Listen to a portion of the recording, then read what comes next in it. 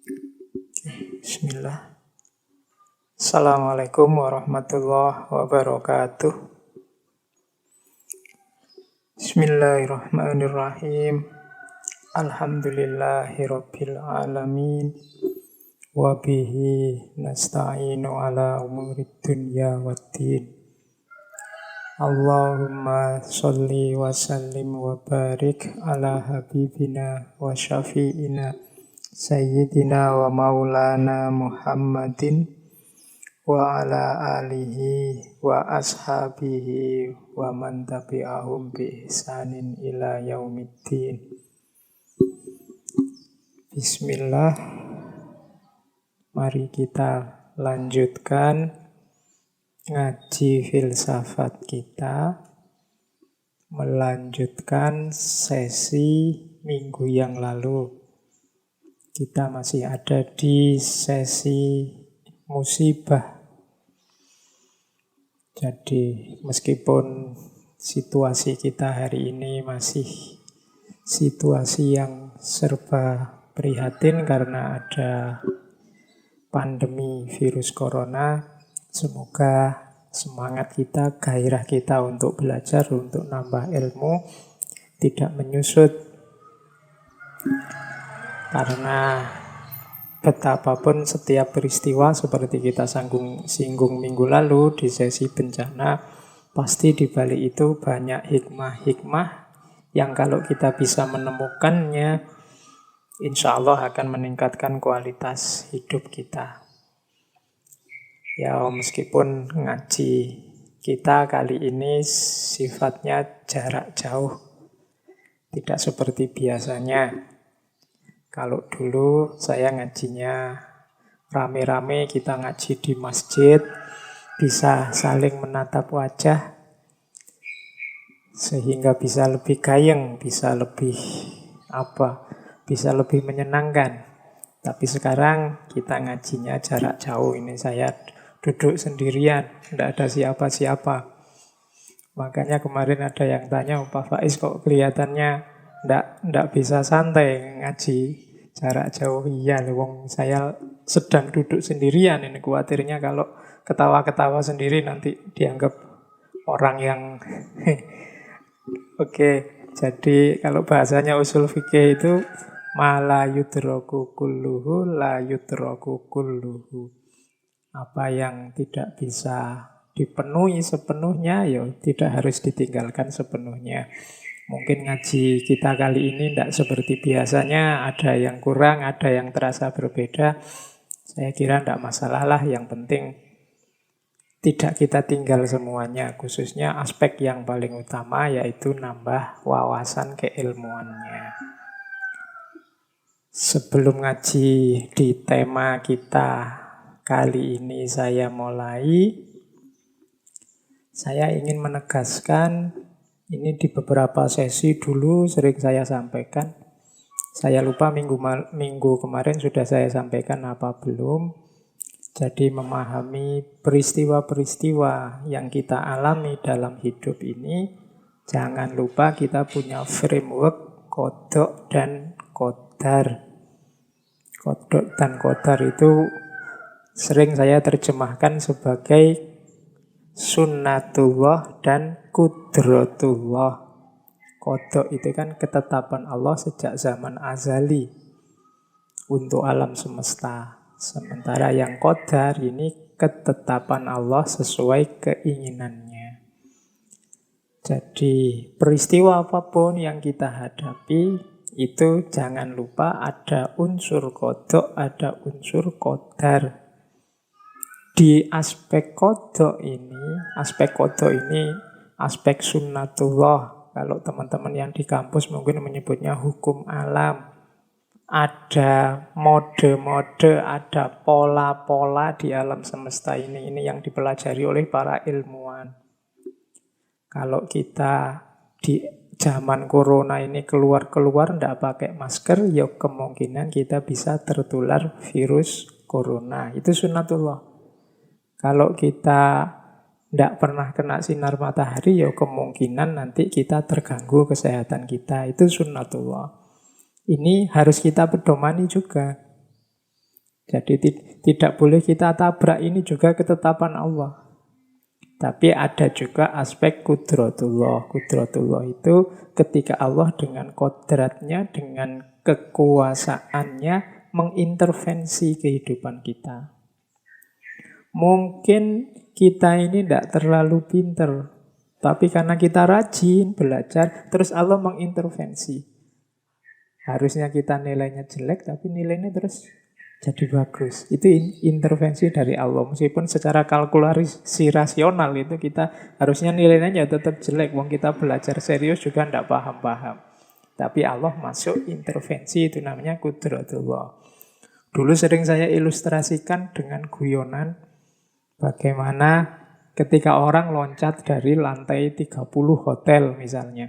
Itu secara sunatullah dia pasti tewas. Dan kita pedoman yang sunatullah ini, makanya jangan jarak, jangan nekat loncat dari hotel lantai 30.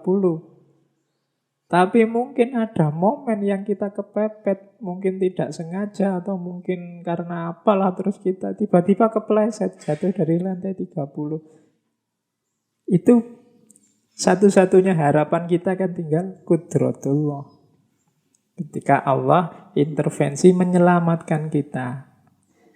Mungkin ada kita kecantol di lantai 29, apa di bawah ternyata ada trailer yang bawa kasur tinggi sekali sehingga kita selamat dan macam-macam, itu kudratullah.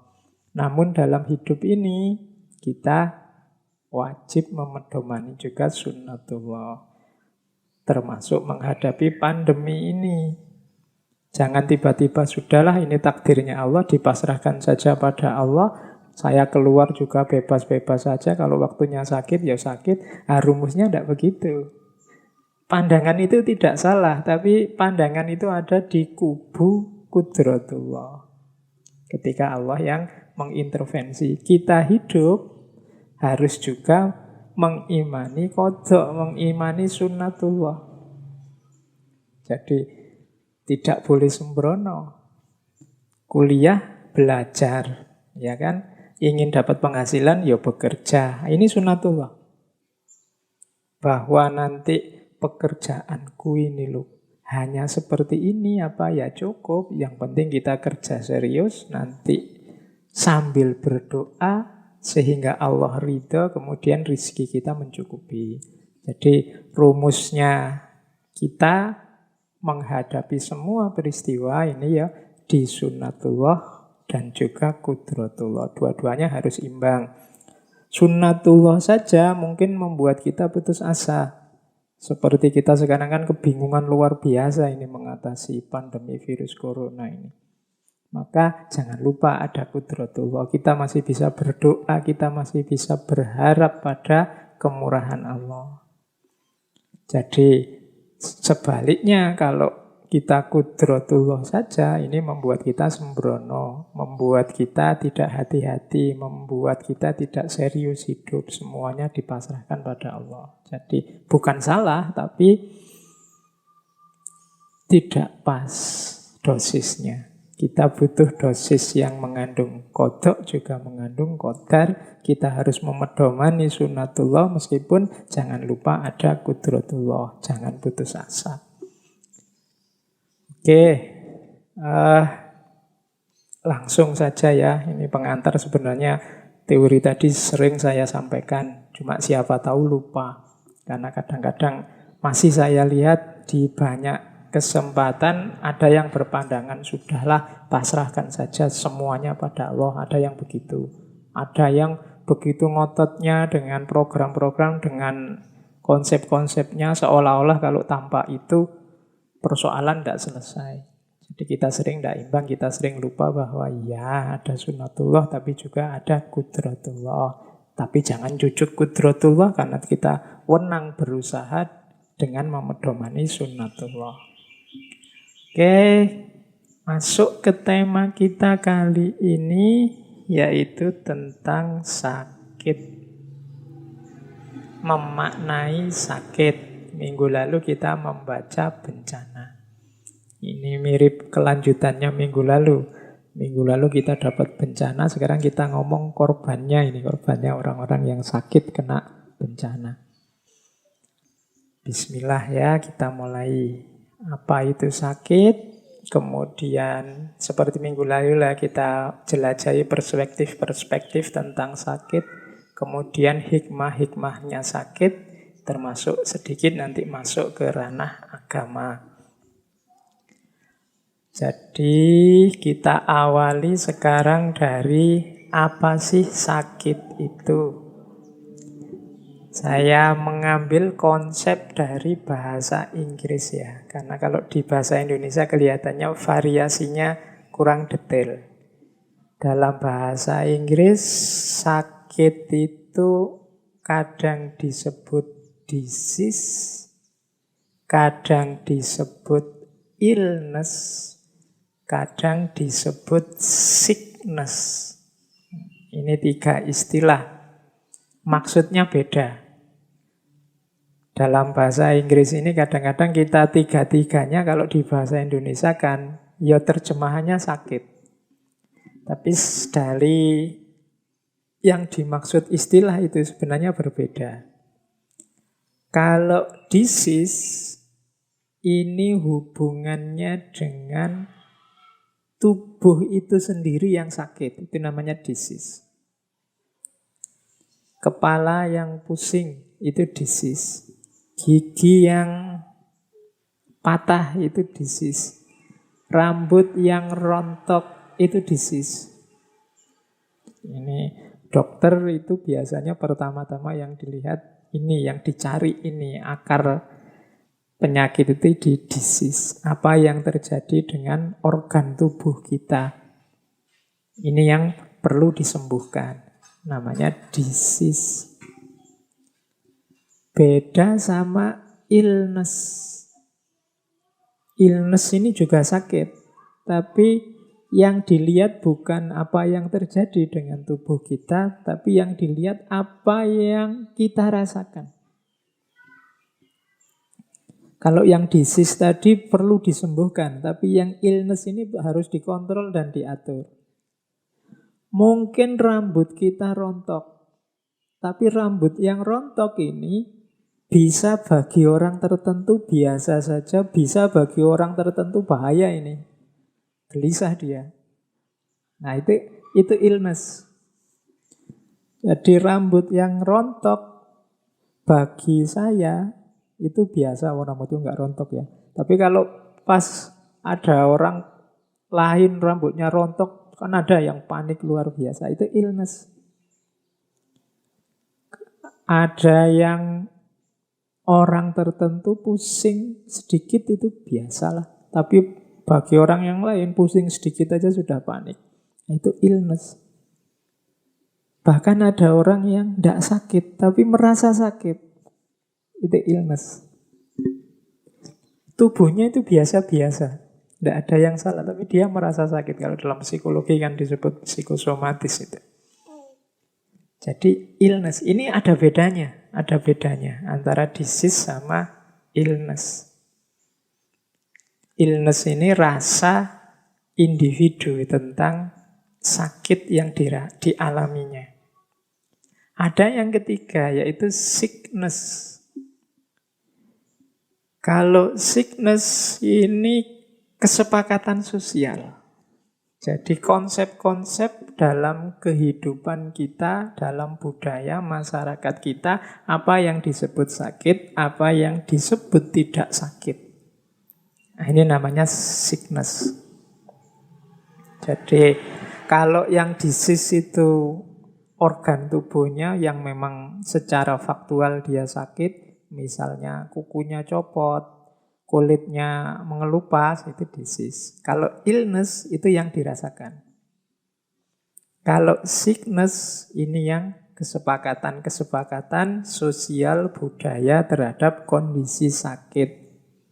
Kan ada masyarakat itu mungkin dulu zaman pengetahuan belum berkembang, mengalami apa, kata masyarakatnya, oh, sudahlah, itu bukan sakit kok, itu diganggu jin mana. Itu konsep sosial budaya. Jadi kesepakatan-kesepakatan. Kalau teman-teman mengikuti dulu waktu kita belajar sesinya Michel Foucault, dia bahkan punya teori ya waras tidak waras. Di tengah masyarakat itu juga kesepakatan. Mana yang disepakati sebagai waras, mana yang disepakati sebagai tidak waras. Normal dan tidak normal itu juga kesepakatan. Jadi sakit itu ternyata ada 3 kategori. Itu disease, apa illness, apa sickness. Mungkin disease-nya tidak kelihatan, illness-nya juga kita merasa biasa saja. Tapi masyarakat menyebut itu sakit. Itu namanya sickness. Jadi 3 ini nanti beda di tengah masyarakat. Sickness itu misalnya apa ya? Masyarakat menyepakati perilaku tertentu sebagai sakit. Padahal kita sendiri nyaman-nyaman saja, enak-enak saja. Nah itu bedanya illness sama sickness. Mungkin juga disease-nya tidak kelihatan. Yang rusak apa tuh tidak tahu. Nah itu berarti ada beda antara disease, illness sama sickness. Terus dokter dengan ilmunya itu kadang-kadang juga levelnya bisa dia melihat disease atau melihat illness atau melihat sickness. Melihat disease itu konsentrasi secara kuantitatif melihat apa organ tubuh kita atau mekanisme fungsi tubuh kita yang dianggap nyeleweng sesuai teori yang mereka pahami. Atau illness ini melacak apa yang kita rasakan. Atau sickness, jadi disimpulkan sesuai konsep-konsep yang berkembang di masyarakat bahwa oh ini sakit, ini tidak sakit, ini normal, ini tidak normal. Dari perspektif teorinya, nanti orang yang hanya melihat disease, pokoknya sakit itu ya dilihat dari gejala yang ada di tubuh. Penyelewengan apa yang ada di fisik kita. Kalau cara berpikir seperti ini namanya naturalisme. Ada yang kedua instrumentalisme. Instrumentalisme ini hanya melihat illness-nya, melihat rasa sakit yang dirasakan seseorang. Karena kadang-kadang seperti saya jelaskan tadi, ada orang ini harusnya sakit tapi tidak dianggap sakit, tidak dirasakan. Nah, itu yang semacam ini, yang melihat aspek ini namanya instrumentalisme.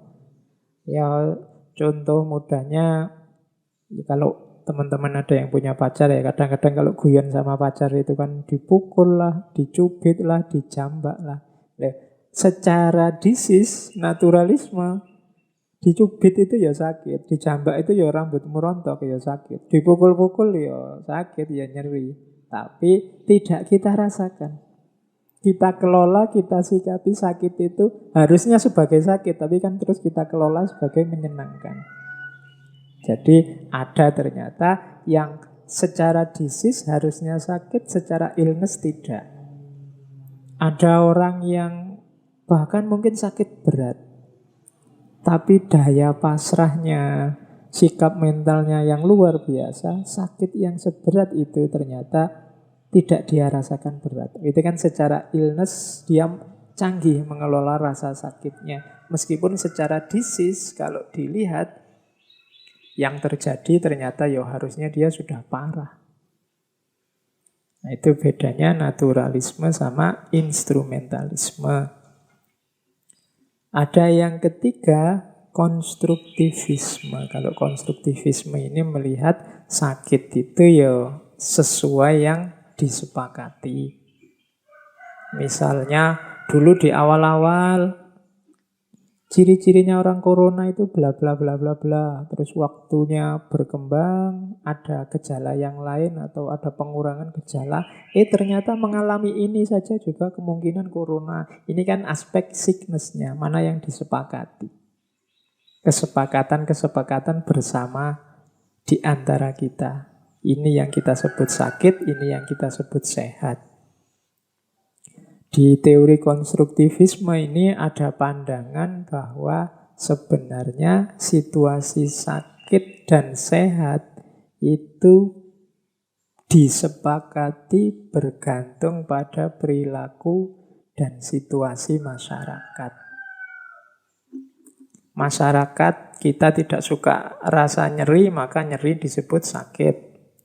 Mungkin masyarakat tidak suka melihat orang gemuk, tidak suka lihat orang mabuk, maka kegemukan atau orang yang suka minum disebut penyakit. Padahal mungkin di negara yang lain, orang minum itu dianggap biasa agar asal tidak berlebihan. Nah, jadi itu namanya konstruktivisme. Sakit tidak sakit sesuai kesepakatan masyarakat. Kalau instrumentalisme, sakit tidak sakit, yang dilihat apa yang kita rasakan.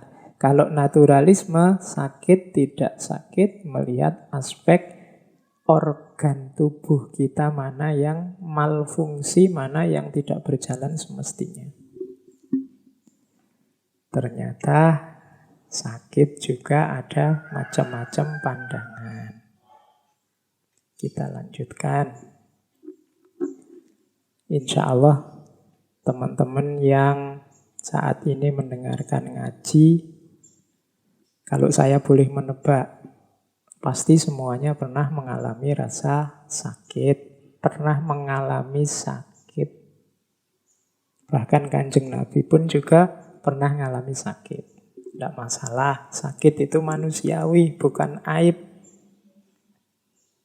Sakit itu jadi aib ketika ada kesepakatan masyarakat yang keliru. Mungkin di level konstruktivisme tadi. Jadi sakit itu nanti kita baca sampai belakang ya. Sejauh mana bahwa sakit itu kita selama ini menganggapnya musibah. Tapi siapa tahu itu anugerah. Nanti di belakang ada konsep itu. Saya lanjutkan dulu ya untuk melihat sakit ini. Kita jelajahi dulu karena insya Allah semuanya pernah sakit. Sekarang kita baca fenomena sakit dalam diri kita. Yang pertama ada aspek internalnya rasa sakit. Ini yang mempengaruhi sakit tapi ada dalam diri kita. Sakit itu ternyata bahaya tidak bahaya, gawat atau tidak gawat, aspek variabel yang menentukan banyak. Tidak cuma dari jenis penyakitnya. Macam-macam ternyata. Kita lihat variabel internalnya rasa sakit. Yang pertama jelas sifat penyakitnya. Ada yang akut, ada yang kronis, ada yang menular, ada yang bawaan, ada yang turunan, ada yang primer, ada yang sekunder, ada yang sudah terminal, macam-macam. Kalau teman-teman ingin tahu satu-satu apa saja yang dimaksud, ya belajar ilmu kesehatan. Apa bedanya akut sama kronis? Cirinya apa sih penyakit bawaan itu menular atau tidak? Ini turunan apa dapat dari pengalaman sehari-hari? Ataukah ini penyakit primernya apa sekunder? Pusing saya ini memang sakit kepala pusing atau karena penyakit yang lain? Atau sudah terminal apa belum ya sakit saya ini? Nah, itu menentukan sakit. Jadi yang jelas variabel internal penyakit yang pertama ya sifatnya penyakit itu sendiri. Yang penting itu. Yang kedua jangan lupa persepsi kita terhadap rasa sakit. Ini juga menentukan gawat tidaknya penyakit. Ada yang panik, ada yang serius, ada yang cuek, ada juga yang menikmati. Macam-macam loh. Ya kan? Kadang-kadang teman-teman, apa ada Pak sakit itu menikmati? Loh ada yang mengambil keuntungan dari sakit. Alhamdulillah Pak, badan saya panas. Waktunya presentasi saya sejak kemarin deg-degan mau presentasi. Pagi-pagi badan saya panas. Wah, alhamdulillah ini bisa izin ke dosen ini bahwa saya sakit. Loh itu menikmati. Ada juga orang yang sakit cuek, tidak dirasakan. Ini bahaya. Ada yang panik. Padahal cuma perutnya mules sedikit, paniknya luar biasa. Ada yang seperti itu. Hari ini banyak orang yang karena akrab dengan gadgetnya, dengan laptopnya, dengan internetnya. Kita kan selama ini mengandalkan Google mencari informasi macam-macam. Kadang-kadang Google ini juga nambah panik kita. Misalnya, kok saya sakit kepala, rasanya kok di bagian belakang kepala. Kan terus teman-teman nanti ke dokter mahal, saya cari dulu aja gejalanya lewat Google. Terus kita buka Google. Kita cari penyakit apa sih yang cirinya sakit kepala di bagian belakang. Wah, kita lihat terus Google isinya horor semua. Oh, itu bisa stroke, bisa kanker otak, bisa kita tambah panik. Padahal itu mungkin ya sakit kepala biasa, mungkin kepala kita kurang oksigen atau apa. Tapi gara-gara Google ini terus kita jadi panik. Kita mendokteri diri kita sendiri sehingga kita panik. Nah, ini juga penting ternyata persepsi kita terhadap gejala. Jadi sifat penyakit ya penting. Kita ini janjane ngalami penyakit apa toh. Kemudian yang kedua, persepsi kita. Lah terus kalau sudah tahu ngalami itu tanggapanmu apa? Dan yang ketiga, ya persepsi nanti ditentukan oleh karakter kita sendiri. Ada orang yang memang mudah panik, ada orang yang santai, ada orang yang serius, ada orang yang mungkin tidak terlalu peduli dengan apa yang dia rasakan. Itu karakter. Ini nanti menentukan persepsi. Jadi sakit yang kita rasakan selain nanti ditentukan oleh penyakit ini sendiri juga ditentukan oleh persepsi kita. Kemarin mungkin teman-teman sempat dengar atau sempat baca berseliweran cerita saat pandemi corona ini terjadi, terus banyak orang dalam tanda petik seolah-olah panik. Terus ada cerita tentang seorang wali Allah yang ketemu dengan makhluk yang namanya wabah ini. Jadi cerita ini ada memang di salah satu kitab. Seorang wali yang bertemu wabah yang mau masuk kota Damaskus. Jadi wabah ini papasan dengan si wali ini, terus ditanya oleh wali ini, engkau mau kemana? Aku mau ke Damaskus. Sudah saatnya ditakdir Damaskus akan mengalami wabah. Katanya sang wali, ya sudah monggo.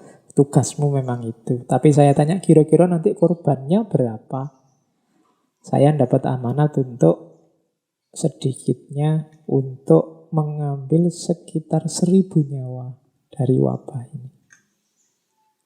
Akhirnya oleh si wali ya dipersilahkan, itu memang tugasnya. Masuklah wabah itu ke kota Damaskus. Terjadi wabah selama kurang lebih 2 tahun. Setelah 2 tahun si wabah ini pulang kembali. Ya kok yang dilalah ketemu lagi sama waliullah ini. Ditanya lagi. Sudah selesai wabahnya 2 tahun yang lalu? Sudah, ini saya mau pulang. Jadi mengambil 1.000 orang? Ya, jadi saya ambil 1.000 orang. Tapi ternyata yang meninggal 50.000 orang. Loh, kok bisa? Kamu kan cuma bertugas mengambil 1.000 nyawa.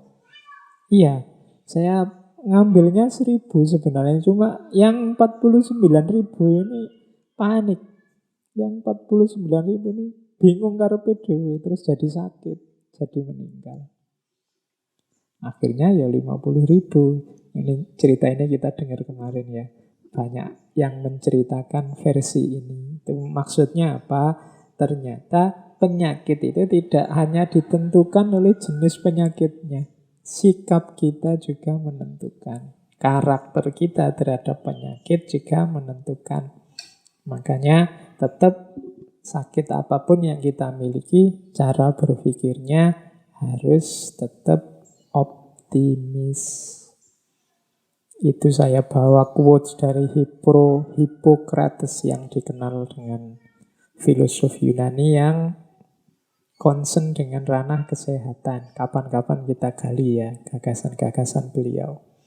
It's far more important to know what person the disease has than what disease the person has.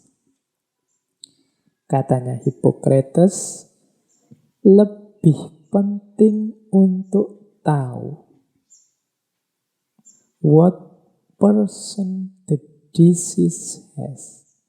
Orang seperti apa yang ditimpa oleh penyakit, dibandingkan tahu penyakit apa yang menimpa seseorang. Ini seperti penjelasan tadi sebelumnya, karakter seseorang, sikap seseorang, watak seseorang terhadap penyakitnya itu menentukan juga terhadap, lebih menentukan dibandingkan penyakit apa yang menimpanya. Ini teorinya Hippocrates. Saya ada 1-2 teman yang menurut saya beliau ini sakit. Banyak orang yang menyarankan dia, Pak, mbok check up, mbok dicek, dan macam-macam itu. Tapi beliau ini punya pandangan bahwa saya takut mau ngecek-ngecek ini. Nanti kalau ketahuan bahwa darah saya tinggi, apa kolesterol saya tinggi, nanti saya drop. Jadi beliau ini takut kalau dia tahu bahwa ternyata dia memang banyak penyakit, terus malah drop, malah tidak bisa aktif, malah mikir penyakit. Akhirnya dia malah takut itu.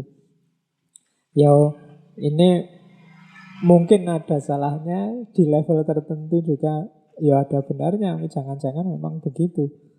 Sekarang berpikirnya masih positif, pokoknya aku sehat, terus masih bisa beraktivitas.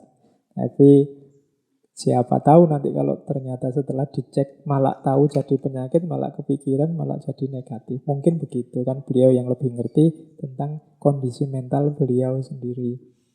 Ya ada juga bahayanya. Jadi hidup itu kan selalu begitu. Harus tepat mengambil keputusan di titik yang sangat akurat, karena meleset sedikit. Seperti tadi, antara manfaat dan bahaya itu kan sama-sama ada. Kalau kita ngambil keputusannya tidak pas ya, nanti justru keliru jadi bahaya. Tapi katanya Hippocrates tadi ini, jadi penyakit itu berarti apa? Tidak sekedar penyakit apa yang nempel ke kita, tapi lebih penting lagi karakter apa yang kita miliki sehingga berpengaruh terhadap rasa sakit. Jadi disease yang berpengaruh terhadap illness. Oke, kita lanjutkan. Kalau tadi sudah variabel X internal, sekarang kita masuk ke variabel eksternal. Di variabel eksternal ini berarti yang berpengaruh terhadap sakit yang kita alami ternyata tidak hanya internalnya saja, tapi juga eksternal. Internal tadi 3 tadi, jenis penyakitnya, kemudian sikap kita dan karakter kita terhadap penyakit. Kalau yang eksternal ini berhubungan dengan yang pertama, dengan masyarakat. Jadi masyarakat juga di sekeliling kita ini juga penting loh, berpengaruh terhadap sakit yang kita alami. Ini masyarakat sekeliling kita ini tipenya menguatkan orang yang sakit, menyusahkan orang yang sakit, atau tipe cuek saja kalau ada tetangganya sakit. Ini juga berpengaruh. Jadi ada masyarakat yang sangat peduli, ada masyarakat yang cuek, atau jangan-jangan ada masyarakat yang tidak peduli. Sakit atau tidak sakit, masih harus menetapi kewajiban-kewajiban kemasyarakatan misalnya. Ini menentukan juga ternyata terhadap kondisi sakit. Yang kedua, nilai dan budaya di tengah masyarakat juga menentukan. Ada zaman saya KKN dulu, ada masyarakat yang kalau sakit tidak percaya dokter. Lebih percaya pada paranormal-paranormal yang hidup di kampung itu. Itu nilai dan budaya di tengah masyarakat. Lebih percaya pada misalnya pengobatan herbal. Itu kan nilai dan budaya di tengah masyarakat. Tidak mau obat kimia, maunya obat-obatan yang diambil dari alam. Ya meskipun sebenarnya kimiawi itu ya termasuk bagian dari alam sebenarnya. Tapi akan ada orang yang tidak mau obat buatan pabrik, maunya racikan jamu dan macam-macam lah. Yang pandangan-pandangan ini kan banyak di tengah masyarakat. Ini mempengaruhi juga kondisi si sakit. Ada juga yang ketiga, pengaruh ekonomi. Kalau ini saya tidak perlu menjelaskan ya. Ya ekonomi ya penting. Saya Pak, tidak anti dokter sih. Apalagi kalau bisa ya ke dokter spesialis. Dan ya biayanya tidak ada ya Pak. Ekonomi itu kan menentukan juga. Saya cukup Pak minum ramuan daun ini. Lah kok tidak ke dokter? Tidak kuat bayar. Gitu. Ekonomi ikut bermain. Ada sakit yang muncul karena ekonomi. Mungkin karena pepetan ekonomi, terus yang dikonsumsi tiap hari jadinya tidak berkualitas sehingga mudah sakit. Ada pengobatan juga yang terpengaruh oleh ekonomi, kuatnya bayar yang mana, bisanya berobat kemana, itu juga ekonomi. Jadi ini tidak perlu saya jelaskan. Berpengaruh juga layanan kesehatan. Uang ada sih, kemudian mau berobat ke dokter, tapi rumah sakitnya jauh, kebetulan rumahnya di daerah-daerah pelosok yang tidak terjangkau. Itu juga berpengaruh. Ini variabel-variabel eksternalnya sakit.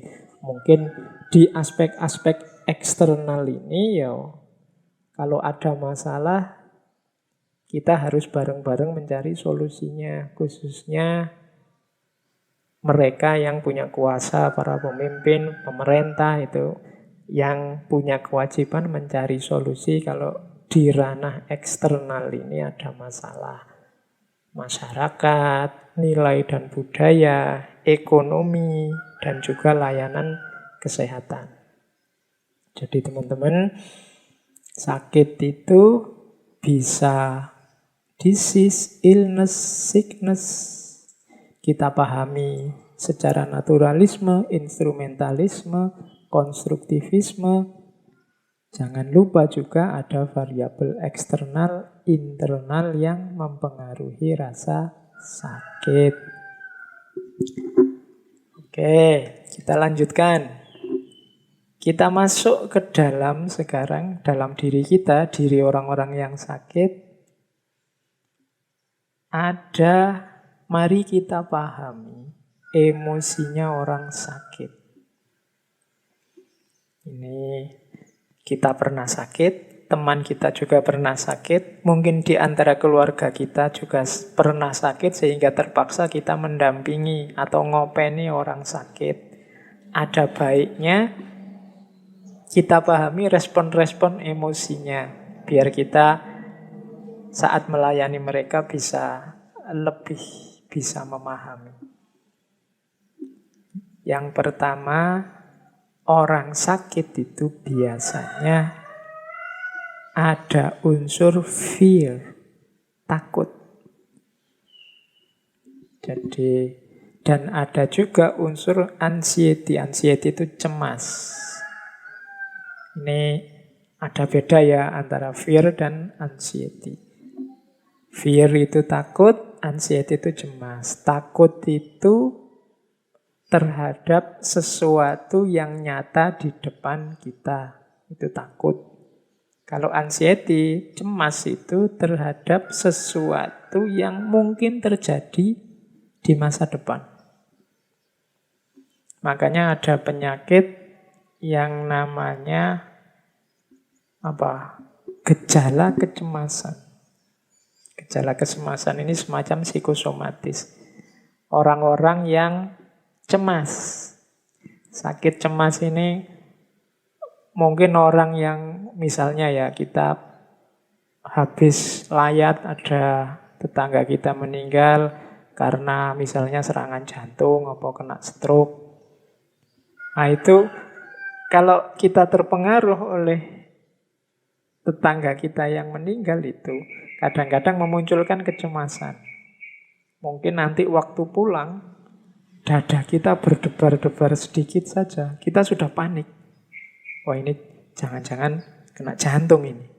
Kepala kita pusing sedikit saja kita, wah jangan-jangan ini stroke ini. Itu kalau ke dokter dicek tidak ada apa-apa sebenarnya. Tapi kita merasa kayak orang kena serangan jantung. Nah itu kalau di kajian kedokteran termasuk psikosomatis sering disebut anxiety disorder. Jadi gangguan kecemasan.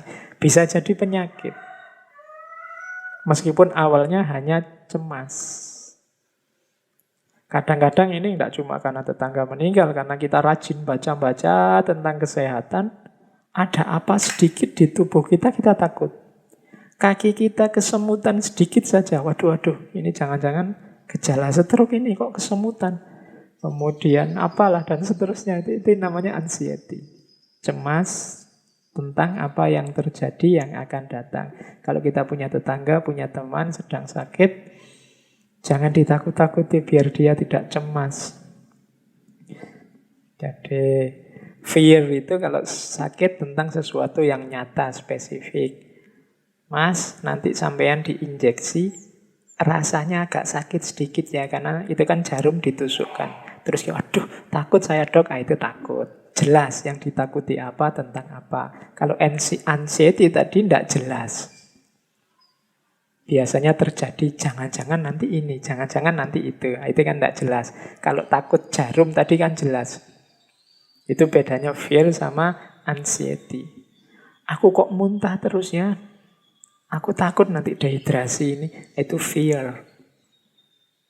Kalau anxiety itu seperti tadi, tidak jelas. Itu tadi mau takut apa? Cemas yang tidak ada alasannya. Itu anxiety. Orang sakit itu pasti ada fear, ada anxiety. Kita yang mendampingi, yang harus membesarkan hatinya. Menenangkannya. Kalau memang sedang fear atau anxiety. Kemudian yang ketiga, orang sakit ya karena banyak keterbatasan, kelemahan, biasanya over dependence. Kalau dependent pasti ya tergantung sama orang lain. Makan minta disuap. Kadang ke kamar mandi harus dituntun, ditemani, itu dependent. Ada kalanya sampai ke over dependent. Over dependent itu ketergantungan. Ya bahasa lugasnya jadi manja. Jadi apa-apa ingin dilayani, mentang-mentang sedang sakit. Nah ini dimaklumi karena itu respon emosinya orang sakit. Kita yang harus mengelola. Kadang-kadang memang ingin dimanja, ya kita layani secukupnya. Jangan sampai nanti ketergantungannya jadi akut, jadi menyusahkan setelah dia nanti sembuh. Tapi selama dia sakit ya memang harus dilayani. Pokoknya kita yang sedang mendampingi saudara-saudara kita yang sedang sakit ya memang dituntut kesabaran. Kadang-kadang juga ketegasan biar tidak over dependence. Serba ketergantungan. Kayak kita zaman sakit kecil dulu kadang-kadang kan kita ngerti kalau kita sakit itu apa-apa yang kita minta dituruti sama orang tua. Sehingga waktu sakit biasanya kita manjanya luar biasa. Kita minta semua yang waktu sehat kita inginkan dan kemungkinan tidak dituruti. Kita mintanya waktu sakit. Atau jangan-jangan kita pura-pura sakit. Biar dituruti kalau minta sesuatu. Nah itu harus hati-hati dengan respon emosi. Orang tua pasti ngerti lah cara membaca kita, bagaimana merespon kemanjaan kita waktu sakit. Itu over dependence. Ada juga respon emosinya orang sakit, yaitu marah dan hostility. Hostile itu benci. Orang sakit itu biasanya marah-marah karena dia merasa sedang lemah, merasa tak berdaya, merasa ada masalah, itu kadang-kadang ekspresi keluarnya marah. Nyambung sama bawahnya itu rewel. Nah, ya, saya tidak tahu bahasa Inggris rewel itu apa, ya tak tulis rewel aja di situ. Marah dan rewel. Habis minta apa diberi, terus tidak mau, ganti minta yang lain lagi, itu rewel. Ya, kita maklumi karena memang situasinya sedang sakit beliau. Marah itu harus kita mampu menampung kemarahan mereka karena mereka sedang merasa lemah, sedang merasa tak berdaya, sedang merasa tidak enak, sedang merasa kesakitan dan lain sebagainya. Kadang-kadang keluarnya dalam bentuk kemarahan dan juga kerewelan. Ada yang regresi. Regresi ini menarik diri. Apa menarik diri itu? Jadi tidak pede. Merasa dirinya tidak berguna. Merasa dirinya tidak penting lagi. Merasa dirinya sudah mau mati. Itu biasanya terus dia menarik diri. Diajak ngomong tidak mau. Ada tamu ingin ketemu dia tidak mau. Pokoknya regresi, dia ingin menarik diri, merasa dirinya tidak penting, merasa dirinya tidak ada gunanya, itu regresi. Kitalah yang mendampingi mereka, yang membersamai mereka, harus sabar, kemudian menyingkirkan semua hal-hal negatif yang ada di pikiran mereka. Ya harus pelan-pelan, karena memang kondisinya sedang sakit. Jadi ini slide ini menurut saya penting untuk kita yang sedang sakit memahami diri maupun teman-teman yang kebetulan punya keluarga, punya tetangga, punya teman sedang sakit dan kita punya sedikit atau banyak tanggung jawab kewajiban untuk melayani mereka. Bagi yang sedang sakit mungkin jadi bahan refleksi bahwa dalam dirimu yang sakit kadang-kadang muncul emosi, ketakutan, muncul kecemasan, muncul kemanjaan, kerewelan, kemarahan. Ayo dimaklumi, syukur-syukur bisa diatasi sehingga tidak sangat menyusahkan orang yang melayani kita. Jadi ini pentingnya kita memahami emosi-emosi orang yang sedang sakit. Yang terakhir, kalau yang terakhir ini positif. Harapan. Ada orang sakit itu yang memang cara berpikirnya positif. Dia penuh harapan, insya Allah nanti sembuh. Kalau sudah sembuh, nanti bisa kembali seperti sedia kala. Tidak lama lagi pasti sembuh, pasti ada obatnya. Ini harapan. Kalau orang yang si sakit ini sudah mampu mengembangkan cara berpikir positif, penuh harapan, kita yang mendampingi tinggal membantu, menguatkan, menghidupkan terus agar harapan ini tetap ada. Jadi inilah situasi emosional orang yang sedang sakit. Oke, seperti saya bilang tadi ya, sakit itu bukan aib. Tapi sakit itu sesuatu yang manusiawi yang menimpa kita sebagai manusia yang punya titik-titik lemah. Saya lanjutkan. Ada teori tentang proses adaptasi orang-orang yang mengalami musibah seperti sakit ini. Ini penting bagi kita yang sakit atau yang sedang mendampingi orang sakit. Serangan pertama, waktu kita dapat penyakit atau seseorang terkena penyakit, itu biasanya disikapi dengan denial. Denial itu penyangkalan. Ndak mungkin. Aku ini ndak sakit. Ndak mungkin sakit itu. Ndak mungkin sakit ini. Itu denial. Bukan aku. Ini kemarin di berita banyak ya orang yang disuspek sakit sudah terkena virus yang hari ini populer sekali itu, tapi ada denial. Jangan dimarahi orang-orang denial ini, itu manusiawi. Orang yang di pukulan pertama dia menyangkal. Ya kayak teman-teman itu loh, kalau waktu sedang baru diputus pacarnya pertama, kita kan denial. Enggak lah, enggak mungkin, enggak seperti ini. Nah itu denial, menolak. Ini aku mesti sedang mimpi, itu denial. Apa salahku, apa dosaku, denial, menyangkal. Manusiawi. Karena dapat ndak enak pertama itu kan biasanya kita tolak. Yes, mudahnya kalau teman-teman makan itu loh, kalau tiba-tiba menelan barang pahit atau barang ndak enak itu kan biasanya refleks terus kita muntahkan. Itu denial. Jadi orang yang sakit di pukulan pertama, di serangan pertama secara mental biasanya denial, menolak. Terus yang kedua, kalau ternyata memang benar kamu mau menolak gimana, hasil labnya sudah seperti itu, sudah jelas bahwa gejala-gejalanya kamu mengalami penyakit itu, biasanya level 2-nya adalah anger, marah. Entah marah yang dipendam dalam dirinya sendiri atau mungkin ada yang diungkapkan keluar. Jadi setelah jelas bahwa iya ternyata aku ini sakit, biasanya marah. Kayak kalian ya, tadi habis diputus denial, ternyata diputus beneran kan, terus marah. Fotonya dirobek-robek, postingan yang kemarin di Instagram, di Twitter, di Facebook terus dihapusi semua. Nah, itu anger, ekspresi dari kemarahan.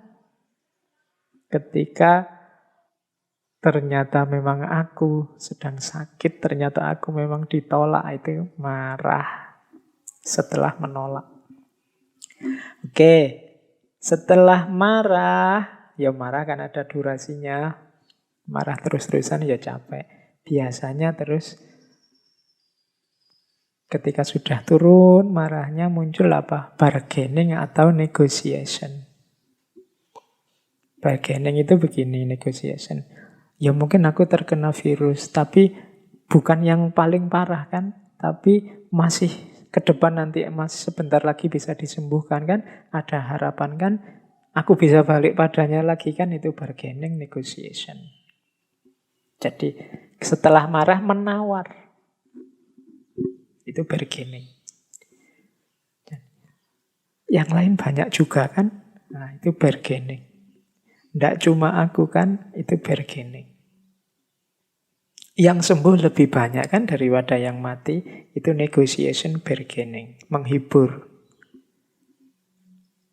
Kadang-kadang hiburan ini tidak sukses juga ternyata.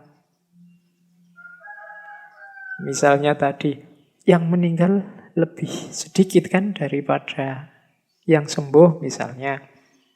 Terus jawabannya, iya sih, yang meninggal lebih sedikit. Tapi yang meninggal itu rata-rata yang faktor resiko. Nah, kamu punya faktor resiko ini. Nah, itu berarti bargainingnya gagal. Kayak tadi diputus. Nanti kapan-kapan bisa kembali kan? Iya sih bisa kembali, tapi dia mau kawin ini langsung. Jadi seandainya kembali besok ya sudah janda. Nah, itu hancur sudah kan, ambiar kamu. Bargainingnya gagal sudah. Tadi marah, sudah turun melakukan bargaining, gagal, yang terjadi apa? Biasanya depression. Depresi, stres. Nah ini ya teman-teman yang mendampingi saudara-saudara kita yang sakit, ayo dipahami ya fase-fase ini. Ditemani, benar jangan sampai melakukan hal-hal yang negatif, yang kontraproduktif untuk kesembuhannya. Apalagi di fase depresi ini. Bantu dia melewati fase depresi ini. Sampai nanti terakhir acceptance. Biasanya kalau sudah pulih sama sekali, sudah sadar sama sekali tentang kenyataan dirinya, baru bisa menerima. Ya sudah, memang situasiku memang begini, mau apa lagi? Pasrahkan saja semuanya pada Allah dan seterusnya. Ini namanya acceptance sudah. Menerima apa yang harus diterima. Memang kenyataannya sedang sakit. Jadi ini penting untuk yang sedang sakit memahami dirinya atau yang melayani, mendampingi saudara-saudara kita yang sakit. Baik teman-teman, kita lanjutkan. Saya kira tentang kondisi-kondisi yang berhubungan dengan sakit dan penyakit kita lewati. Yo, kalau ada yang mau sampai detail, ya monggo belajar ilmu-ilmu kesehatan, belajar ilmu-ilmu keperawatan dan lain-lain itu. Materi-materi yang saya sampaikan ini pasti lebih akrab di ranah itu. Kita masuk ke sekarang kajian filsafatnya. Anggap saja yang tadi pengantarnya. Meskipun menurut saya ya penting sebenarnya untuk situasi kita hari ini. Karena hari ini itu kan pandemi yang jenisnya penyakit. Pasti nanti yang kita hadapi adalah orang-orang yang terkena penyakit, orang-orang sakit. Baik, sekarang kita masuk ke aspek ngaji filsafatnya, kita gali hikmah-hikmahnya sakit. Saya awali dari filsafat ya. Jangan lupa, tadi di depan saya bilang sakit itu jangan-jangan juga ada unsur anugerahnya. Ada unsur hikmahnya. Tidak cuma musibah, tidak semata-mata bencana. Kita lihat sekarang hubungan sakit dan filsafat. Mungkin ada di antara teman-teman yang sedang sakit. Ayo kita masuk ke filsafat dengan pengalaman sakit yang kita miliki. Jadi sakit ini ternyata bisa mendorong orang untuk berfilsafat. Nah, ini unik ya. Jadi ternyata sakit ini bisa jadi salah satu kunci yang memicu kita berfilsafat. Di catatan saya paling tidak ada 4 titik yang menguntungkan kita, membawa kita ke ranah filsafat saat kita sedang sakit. Yang pertama apa? Mari kita sadari saat kita sakit itu biasanya kita dipaksa untuk menerima bahwa manusia itu termasuk kita punya kelemahan-kelemahan, punya keterbatasan-keterbatasan. Nah, ini bisa membawa kita ke ranah refleksi filosofis, refleksi tentang diri kita sebagai manusia dan segala keterbatasannya. Ternyata manusia itu lemah, ternyata manusia itu terbatas. Aku yang selama ini merasa kuat, aku yang selama ini seolah-olah merajai dunia, merajai lingkungan sekelilingku, seolah-olah bisa mengatasi masalah apa saja, ternyata tidak. Nah, ini refleksi dari kesadaran saat sakit. Mungkin teorinya sudah ngerti tentang kelemahan dan keterbatasan manusia sebelum sakit, tapi saat sakit tidak cuma teori yang kita pahami, tapi juga mengalami langsung titik lemahnya manusia.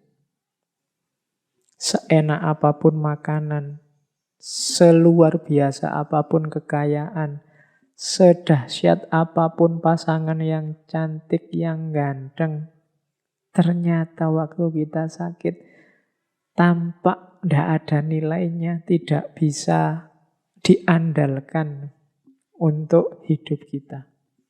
Oh, ini membawa refleksi. Pengalaman langsung. Yang pertama itu. Sakit mendorong kita berfilsafat.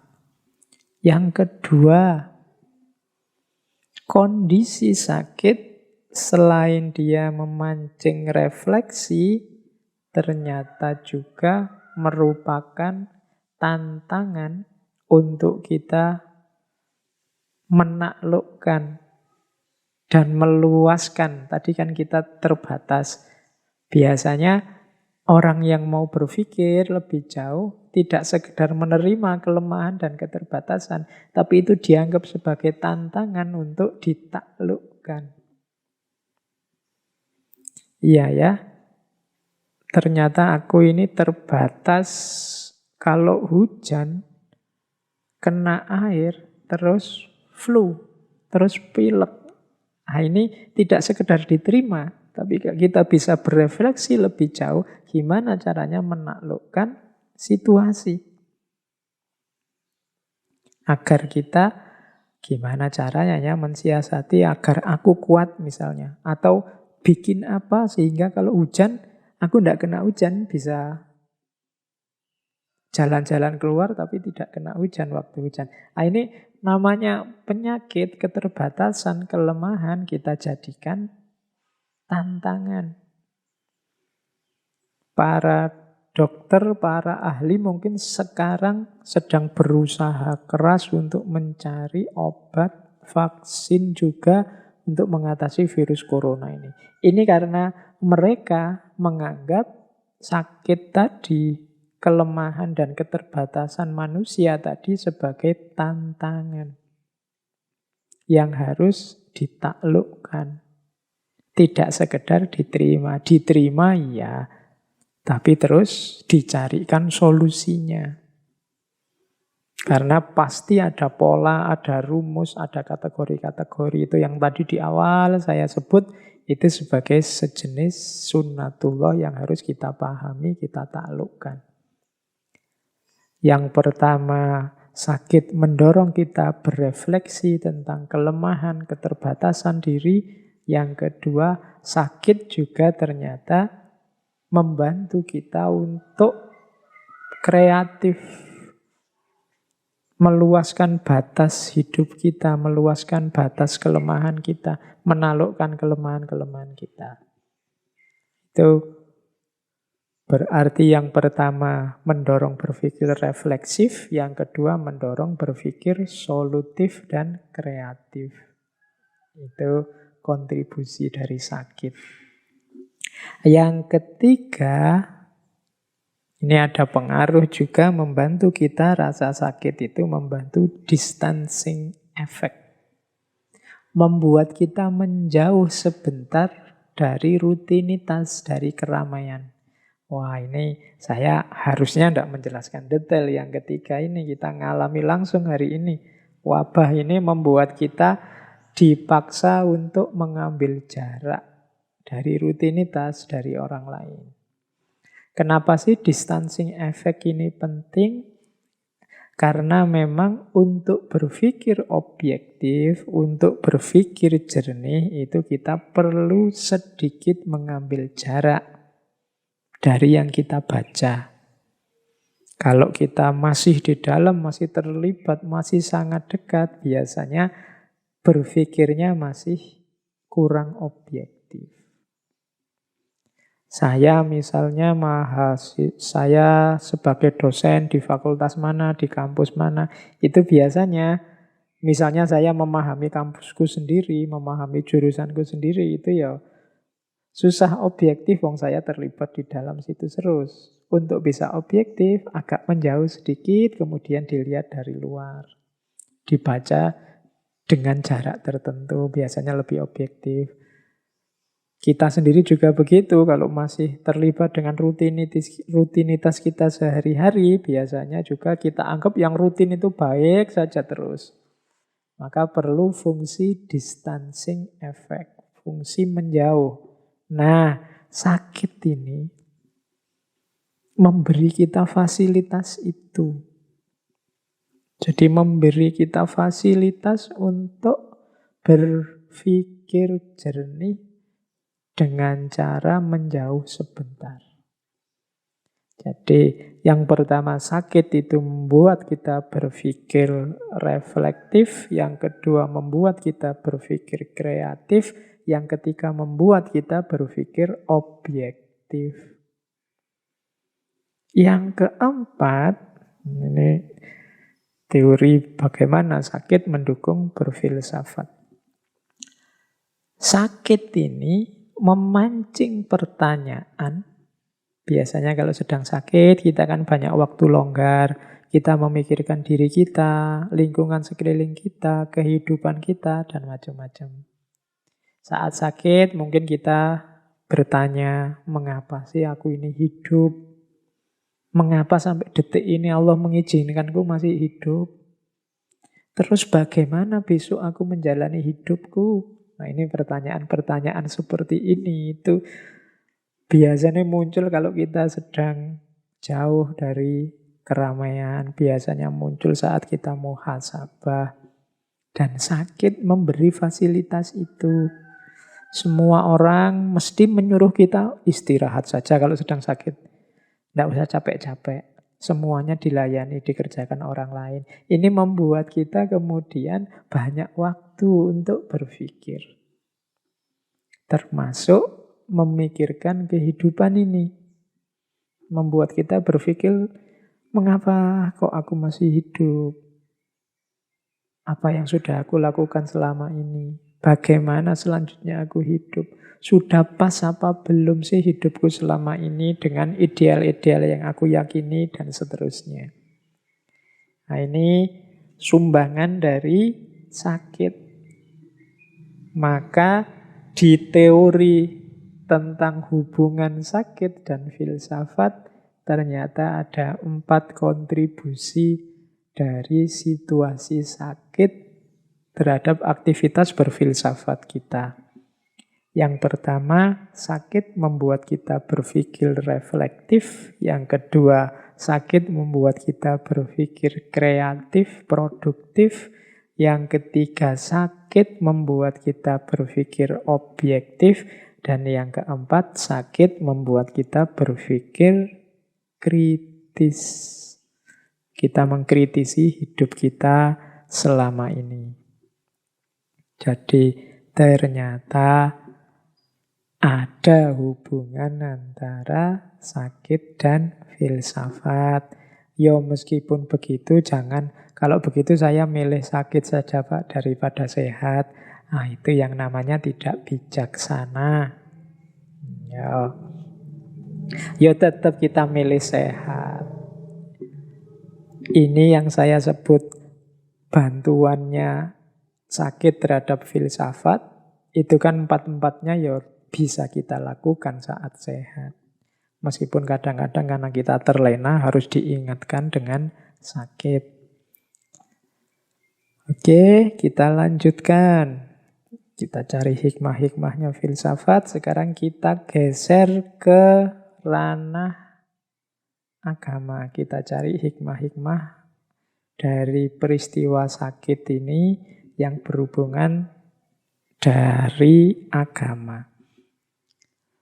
Ada banyak cerita, ada banyak kisah tentang orang-orang agung, orang-orang mulia yang merespon rasa sakit ini secara sangat religius, sangat spiritual. Di banyak sesi ketika saya ngomong tokoh-tokoh, beberapa di antaranya saya selipkan.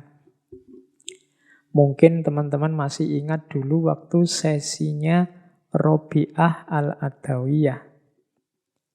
Itu beliau ini menganggap ketika mengalami rasa sakit, sakit ini ditafsirkan, dimaknai oleh Robi'ah sebagai bukti cintanya Tuhan kepadanya.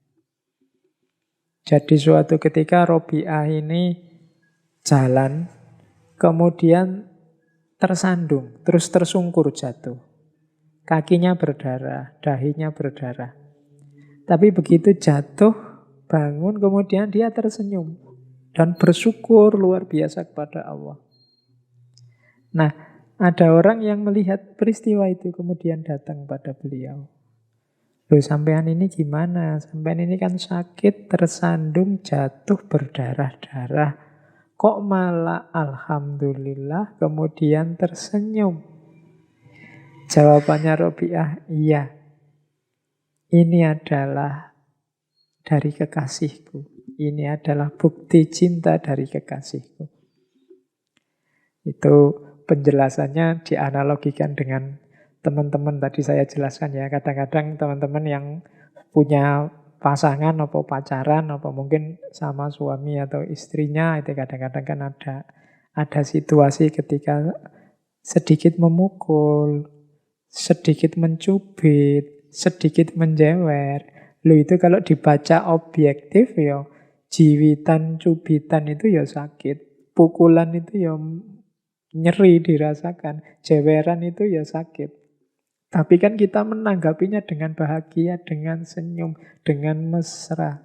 Kenapa? Karena kita tahu bahwa cubitan, pukulan, jeweran itu ekspresi dari sayangnya pasangan kita pada kita. Ekspresi manja dari pasangan kita pada kita. Nah, Robiah ini memaknai sakit yang dia alami, yang menimpa dirinya semacam itu. Sakit adalah bukti cinta Tuhan padaku. Bahwa Tuhan tidak cuek padaku. Karena bagi orang-orang yang saling mencintai, musibah yang luar biasa adalah ketika kekasih sudah tidak peduli lagi. Ketika seorang kekasih sudah cuek terhadap keberadaan orang yang dia cintai. Nah, Robiah begitu. Jadi dapat sakit malah bersyukur. Alhamdulillah Allah tidak cuek padaku. Aku ya diingatkan, aku ya dijawil, aku ya kadang-kadang dicubit, kadang-kadang dijewer. Menunjukkan kekasihku perhatian padaku. Nah, ini versi Sufi biasanya semacam ini. Cara memahami rasa sakit. Dulu saya lupa di sesi apa, kan juga ada cerita ketika seorang Sufi naik perahu bersama banyak temannya, tiba-tiba ada badai. Semua orang takut, semua orang pontang-panting ke sana kemari untuk gimana caranya biar bisa selamat dari badai. Kecuali si Sufi ini. Sang Sufi ini malah duduk tenang sambil senyum. Melihat orang lalu lalang di depannya. Terus ada orang protes, sampean ini gimana sih? Ini loh ada bahaya ini, kita semua mau tewas ini. Sampean kok malah diem saja duduk sambil senyum-senyum. Si Sufi ini terus bilang, loh aku harus gimana lagi? Ini pemberian kekasihku. Ini anugerah dari kekasihku. Insya Allah dia hanya menghendaki kebaikan untukku. Nah ini level-levelnya Sufi. Mungkin kalau kita agak berat ya nyampe makom ini. Tapi ini untuk referensi kita saja. Siapa tahu nanti dalam hidup kita sampai pada titik yang secara sunnatullah agak sulit kita berharap. Karena sakit atau musibah yang kita alami. Tapi jangan lupa kita masih punya qudratullah. Kita bisa membaca peristiwa bencana, peristiwa musibah itu juga sebagai bukti cintanya Allah, sebagai anugerah Allah pada kita yang tidak harus melahirkan kemarahan atau keluhan, tapi justru melahirkan rasa syukur. Karena semuanya kita posisikan sebagai bukti dari kepedulian Allah, sebagai bukti dari cinta Allah kepada manusia. Ini juga saya bawa salah satu perspektif tentang sakit. Ini dari kitab Al-Mawa'idh Al-Usfuriyah. Ini yang banyak dikaji di pesantren-pesantren. Di kitab itu disebut ada hadis. Jadi Kanjeng Nabi suatu ketika bersabda, ketika seorang hamba yang mukmin akan mengalami sakit, jadi ketika ada seorang mukmin yang oleh Allah dinas engkau akan sakit, saat itu juga Allah Subhanahu wa ta'ala mengutus 4 malaikat. Masing-masing dari malaikat tersebut diberi tugas yang berbeda. Malaikat yang pertama diperintahkan oleh Allah untuk mencabut kekuatan jasmaniahnya, mencabut kekuatan fisiknya. Ini nanti yang membuat orang sakit itu jadi lemah badannya. Sehingga hamba yang mukmin itu menjadi lemah tak berdaya. Ini tugasnya malaikat yang pertama. Tugasnya malaikat yang kedua, mencabut kelezatan rasa dalam lidahnya. Sehingga makanan apapun yang masuk dalam mulutnya akan terasa pahit. Nah, malaikat yang kedua tugasnya mencabut rasa. Makanya orang sakit itu seenak apapun makanan ya rasanya pahit. Malaikat yang ketiga diperintahkan oleh Allah untuk mencabut kecerahan wajahnya. Sehingga raut mukanya akan terlihat pucat. Ya, makanya orang sakit itu secantik apapun, kalau sakit ya pucat. Kalau semula sudah putih, pucat ya tambah pucat. Jadi ini tugasnya malaikat yang ketiga. Nah, malaikat yang terakhir diutus oleh Allah untuk mencabut semua dosanya. Sehingga saat sakit itu dia berada dalam kondisi suci dari dosa. Yang satu mengambil kekuatan, yang satu mengambil rasa, yang satu mengambil kecerahan wajah, dan yang terakhir mengambil dosanya. Ketika hamba mukmin yang sakit tersebut disembuhkan oleh Allah, malaikat-malaikat tadi diperintahkan untuk segera mengembalikan kekuatan raganya, kelezatan rasanya, dan kecerahan wajahnya. Kalau sudah dinas diputuskan oleh Allah untuk sembuh, maka 3 malaikat disuruh mengembalikan yang sudah diambil. Yang tadi mengambil kelemahan fisiknya harus mengembalikan lagi biar dia kuat lagi. Yang tadi mengambil kelezatan rasa harus mengembalikan lagi biar bisa merasakan makanan lagi. Yang tadi mengambil kecerahan wajah mengembalikan lagi sehingga tidak pucat lagi. Sementara untuk malaikat yang mengambil dosa tidak diperintahkan oleh Allah untuk mengembalikannya. Kecuali yang tadi sudah mengambil dosa. Tidak dibalik gini. Nah, malaikat yang keempat ini kemudian bersujud dan memberanikan diri untuk bertanya kepada Allah. Ya Allah, mengapa Engkau tidak perintahkan aku untuk mengembalikan dosa-dosa ini kepada hamba-Mu? Ini malaikat yang keempat heran, terus tanya, loh kok dosanya tidak dikembalikan? Kan fasilitas-fasilitas yang lain dikembalikan. Allah pun menjawab, tidak baik bagi kemuliaanku jika aku mengembalikan dosa-dosa hambaku setelah aku menyulitkannya ketika sakit. Ini untuk membesarkan hati kita, untuk kita tahu bahwa jangan takut, sakit adalah penggugur dosa. Baik, kita lanjutkan. Dari banyak referensi, ini saya rangkum saja tentang hikmahnya orang sakit dari aspek spiritualitas, religiusitas.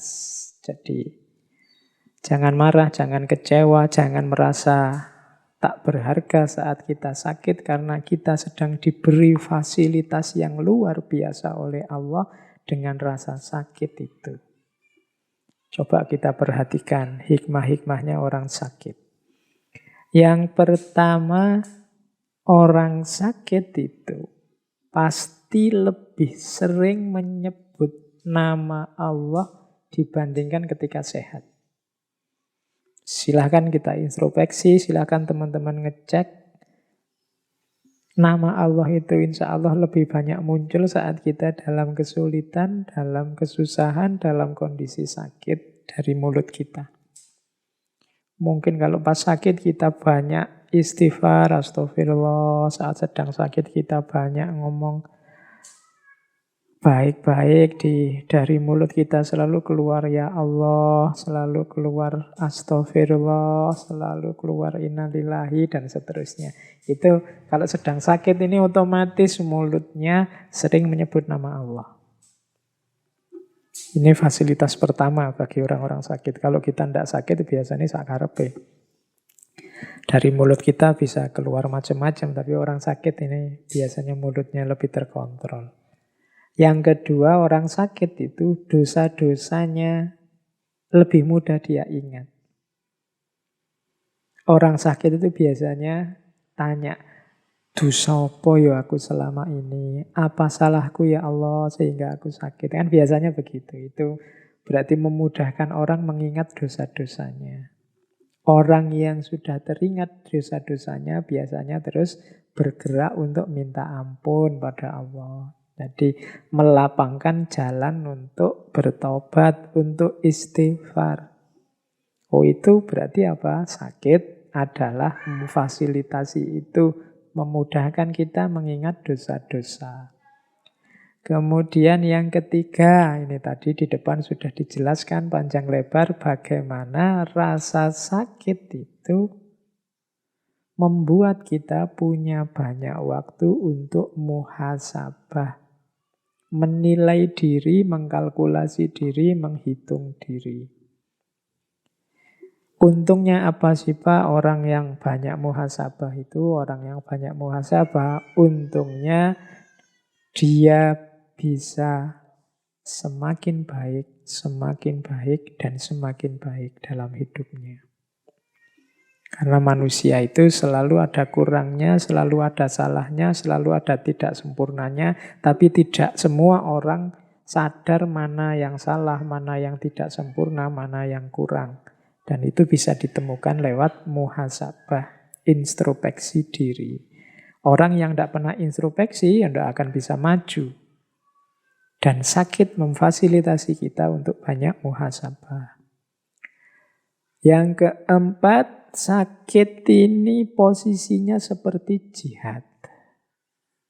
Jadi kita dituntut untuk tidak menyerah, kita dituntut untuk berikhtiar, kita dituntut untuk berjuang melawan penyakit demi kesembuhan. Jadi ini nilainya jihad.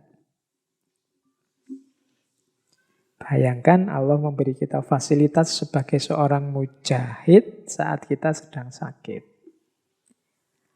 Yang kelima, sakit ini bernilai ilmu dan pelajaran. Oh, kalau ini bisa langsung, bisa tidak langsung. Dengan sakit kan kita nambah wawasan. Oh, ternyata aku ini begini, aku ini begitu. Kita kenal penyakit-penyakit. Oh, kalau sakit ini obatnya ini, sakit itu obatnya itu. Aku harus ini, tidak boleh itu. Aku makanku yang boleh ini, yang tidak boleh itu. Pagi hari yang bagus bagiku ini, kalau sore hari yang bagus bagiku melakukan itu. Terus ada banyak wawasan, banyak ilmu baru hadir. Nah ini langsung. Jadi dapat ilmu dan pelajaran langsung. Biasanya juga di antara kita ada yang dalam kondisi sakit karena banyak waktu longgar terus sambil baca-baca, sambil ngaji, sambil apa. Ini juga ilmu dan pelajaran dari kondisi sakit secara tidak langsung. Selain bernilai jihad, ternyata juga bernilai ilmu. Paling tidak kita dapat pengetahuan ilmu dari penyakit yang kita alami. Pengalaman adalah guru yang paling baik. Terus, sakit juga adalah penasehat yang baik. Kemarin-kemarin kita diceramahi, kemarin-kemarin itu sudah banyak orang yang ngomong. Mbok olahraga, sudah banyak yang ngomong, mbok makannya jangan yang itu-itu terus, divariasi. Mbok yo macam-macam kan. Orang menasehati, tapi terus kita tidak menjalankan. Tapi begitu kita sakit, otomatis terus kita, iya ya, aku harus menjalankan ini. Yang kemarin sudah tahu baik tidak aku jalankan, sekarang aku jalankan. Nah, ini berarti sakit itu penasehat yang baik. Meskipun ya pahit karena harus ngalami sakit dulu. Tapi kalau tidak ngalami itu ya kita tidak kapok-kapok. Jadi hikmahnya sakit ternyata dia jadi penasehat yang baik. Selanjutnya, sakit juga, kalau ini hubungannya dengan kemasyarakatan, bisa jadi jembatan silaturahim. Sakit membuat, ya ilustrasi mudahnya kan terus banyak orang yang menjenguk kita, saudara jauh kita yang kemarin sibuk, tidak pernah main, tidak pernah menengok kita, terus datang. Tetangga-tetangga kita menengok, datang, dan lain sebagainya. Jadi sakit bisa menjadi jembatan silaturahim. Selanjutnya, sakit adalah penggugur dosa. Ini sudah dijelaskan tadi ya di atas dari kisah 4 malaikat tadi. Terus sakit adalah kondisi jaminan dari Allah bahwa doa kita mustajab. Ini hikmah dari sakit yang luar biasa.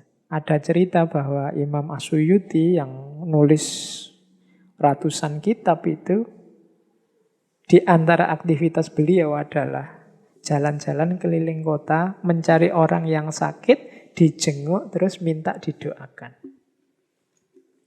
Kenapa? Orang sakit ini doanya mustajab. Mungkin ada yang tanya, lah kok kebalik Pak? Saya kalau menjenguk orang sakit, saya yang diminta mendoakan biar dia cepat sembuh. Ya saling mendoakan. Yang sakit juga kalau memang mampu, jangan segan-segan untuk mendoakan saudara-saudaranya yang lain. Karena kondisi sakit ini memang kondisi yang doanya mustajab. Itu diantara fasilitas yang diberikan oleh Allah kepada orang sakit. Selanjutnya, sakit juga merupakan benteng dari dosa.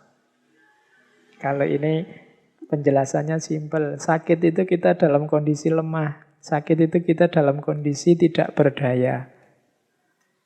Mau melakukan dosa, ya tidak ada dayanya, tidak ada tenaganya. Mau pegang HP terus kayak hari ini, tidak kuat, tidak bisa, pusing. Mau misuh-misuh menyakiti hati orang lain, ya tidak kuat, wong ya lemah.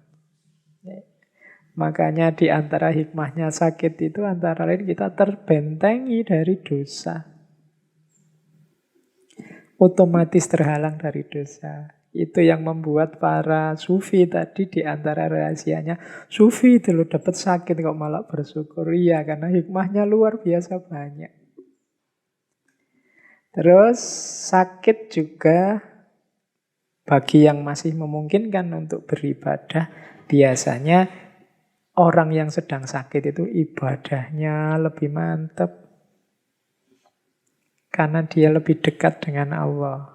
Lebih sadar tentang hakikat dirinya. Nah, ini otomatis sudah. Maka sakit meningkatkan kualitas ibadah. Sakit juga otomatis memperbaiki akhlak.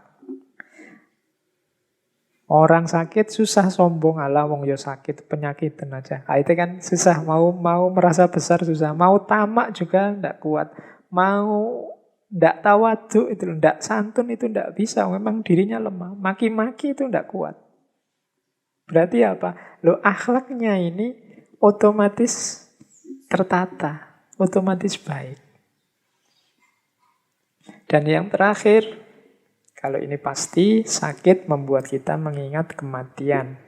Ingat pada kematian itu manfaatnya besar dan banyak dalam hidup kita untuk tidak membuat kita lupa diri. Jadi teman-teman ternyata kalau dilihat dari sebanyak ini hikmahnya sakit yang selama ini kita sebut musibah, mungkin respon yang diberikan para sufi yang justru bersyukur saat sakit bisa kita pahami.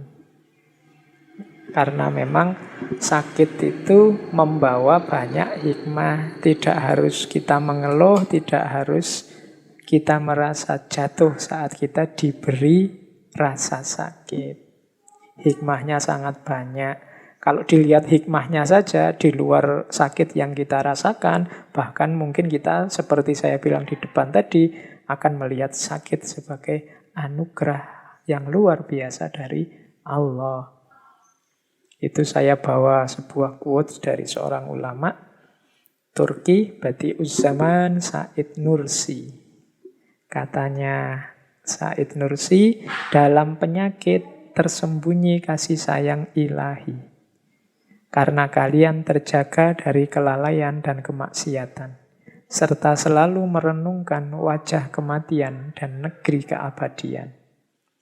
Sedangkan teman-teman kalian malah larut dengan berbagai kemaksiatan bersama kesehatan yang mereka rasakan. Karena itu, derita penyakit yang kalian rasakan ini merupakan kesehatan bagimu. Sementara nikmatnya kesehatan yang dirasakan oleh teman-teman kalian merupakan penyakit bagi mereka. Kalau kita sakit dan kita sadar bahwa sakit ini adalah anugerah Allah, membuat kita terjaga dari kelalaian dan kemaksiatan, membuat kita sadar tentang kematian, maka sakit ini katanya Badi'uzzaman Said Nursi adalah hakikatnya adalah sehat. Sebaliknya, teman-teman kita yang kita sebut sehat, tapi kemaksiatan, kemungkarannya jalan terus, sebenarnya merekalah yang sakit. Dengan teori ini, terus disimpulkan sakit yang membawa dampak ke arah kebaikan, hakikatnya adalah kesehatan. Sebaliknya kesehatan yang membawa kita melakukan kemaksiatan, kerusakan, hakikatnya adalah sakit. Itulah sakit yang sejati. Terus kita lanjutkan. Ini saya bawa dari Imam Ghazali dari kitab Al-Adab Fid Din, tentang adabnya orang sakit. Slide ini bagian yang khusus untuk saudara-saudara kita yang sedang sakit, agar tadi hikmahnya bisa diperoleh secara maksimal. Bagi orang yang sedang sakit, tolong diingat-ingat, yang pertama, iksar min dzikril maut. Memperbanyak ingat kematian, karena kematian adalah nasihat terbaik. Sadari hakikat hidup kita yang akhirnya pasti juga kematian. Yang kedua, bertaubat dengan sungguh-sungguh. Wong sudah tahu dirinya lemah, punya penyakit, ya tidak berdaya. Satu-satunya yang bisa menolong hanya Allah. Pintu gerbang kita untuk bisa sampai pada Allah adalah taubat. Maka bertaubatlah dengan sungguh-sungguh. Yang ketiga, memuji, merendahkan diri dan berdoa kepada Allah. Jangan lupakan, seberat apapun sakit kita, Allah masih memberi sangat banyak anugerah, sangat banyak kenikmatan, sangat banyak kebahagiaan. Di samping rasa sakit kita tadi, maka jangan lupa memujinya. Jangan lupa merendahkan diri di hadapannya, dan pastinya jangan lupa berdoa. Yang keempat, sadari diri bahwa kita ini lemah dan butuh pertolongannya Allah. Kemudian yang kelima, tetap berobat, jangan menyerah. Jadi berobat, tidak menyerah, kemudian bersyukur atas nanti kalau diberi oleh Allah kesembuhan. Dan tidak mengeluh. Ya kan? Jangan mengeluh. Karena sakit itu ada sisi-sisi anugerahnya juga. Jangan hanya melihat sisi menyakitkannya. Dan yang terakhir, ini hakikatnya sebenarnya Imam Ghazali tidak ngomong tentang virus corona. Tapi Adab yang terakhir ini agak nyambung dengan virus corona. Jangan berjabat tangan dengan orang lain. Ini maksudnya hati-hati kita sedang sakit, siapa tahu menular. Kalau sedang sakit ya jangan agresif. Bersentuhan dengan orang lain. Kalau di situ kalimatnya pakai jangan berjabat tangan dengan orang lain. Karena ya sakit itu kan banyak diantaranya yang menular. Maka lebih baik tidak hanya yang tidak sakit menjaga yang sakit, tapi kita yang sakit pun harus sayang pada yang tidak sakit. Dengan cara apa? Menjaga agar yang sedang tidak sakit tidak kita tulari. Terus, nah kalau minggu lalu tentang bencana, saya membawa Nabi Nuh. Hari ini kita belajar sedikit tentang Nabi Ayub. Nabi Ayub ini Nabiullah yang mendapat ujian dari Allah dengan penyakit.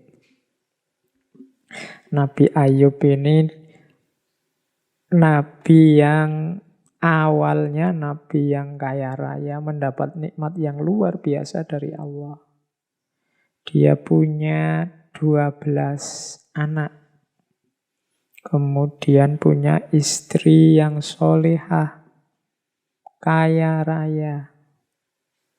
Bahkan dia adalah orang terkaya di daerahnya zaman itu.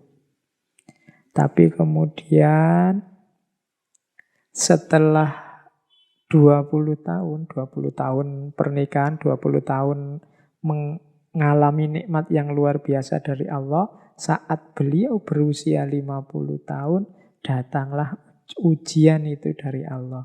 Kalau dalam ceritanya, pada waktu Nabi Ayub berusia 51 tahun, selama 3 hari semua kebahagiaannya hancur. Hari pertama, tiba-tiba beliau terkena penyakit. Keluar nanah dari kulitnya, dari ujung kepala sampai ujung kaki, bahkan rambutnya pun sampai rontok. Yang penyakit ini menular. Sehingga orang-orang di negeri, di kampung beliau merasa gelisah. Terus Nabi Ayub menyingkir, menyepi, biar tidak menulari orang lain. Hari pertama. Hari kedua, saat anak-anaknya yang 12 ini sedang makan, tiba-tiba atap rumahnya Nabi Ayub ambruk. Sehingga menimpa mereka semua dan semuanya meninggal. Punya 12 orang putra, meninggal semua. Sekaligus. Bayangkan ujian Allah pada beliau. Hari ketiga, datang hama, datang badai, sehingga semua perkebunan, semua kekayaan Nabi Ayub habis. Dari orang paling kaya, paling bahagia, dalam 3 hari semuanya berbalik 180 derajat. Nah, Nabi Ayub mengalami kesengsaraan ini dalam ceritanya selama kurang lebih 18 tahun. Tapi Nabi Ayub sabar.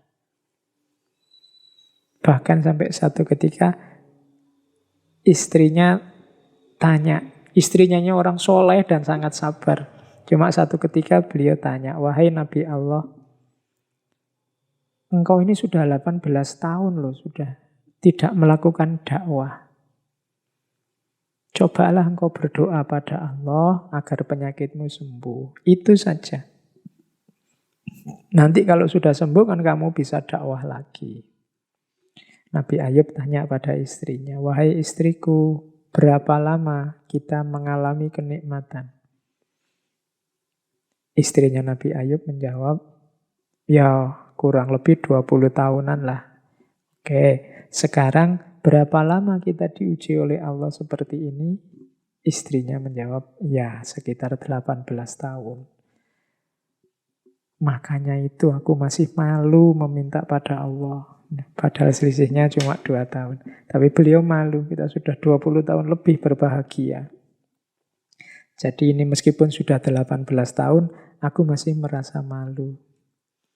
Nah, kabarnya nanti setelah 20 tahun baru Nabi Ayub berdoa, wahai Allah, sesungguhnya aku ini sedang ditimpa penyakit dan engkaulah zat yang maha penyayang. Itu kalimatnya kan begitu. Tidak kalimat menuntut, ya Allah, wajib sembuhkanlah aku. Enggak. Aku ini sedang ditimpa penyakit, ya Allah, dan aku tahu engkau maha penyayang. Akhirnya beliau sembuh.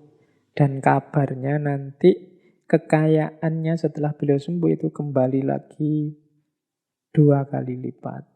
Putra-putranya punya anak lagi nanti kabarnya kalau semula punya anak 12, nantinya beliau punya anak sampai 24. Jadi 2 kali lipat yang semula hilang.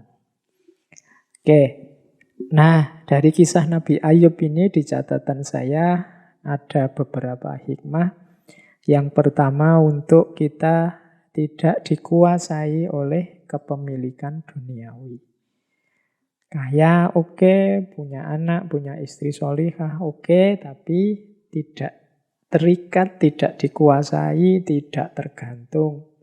Sehingga kalau yang punya, yang sejati tiba-tiba mengambilnya, ya kita tidak panik.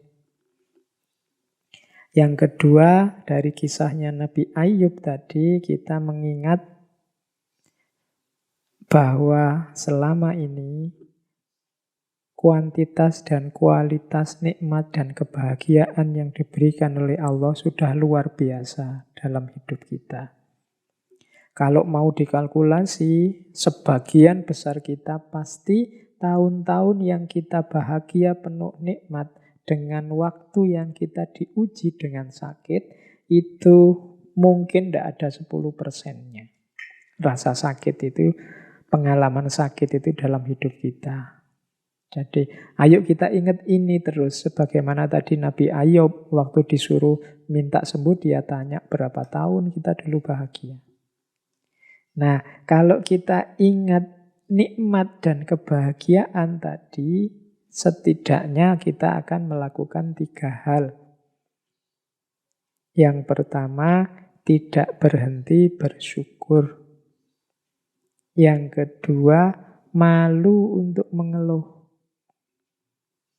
Dan yang ketiga, kuat untuk bersabar.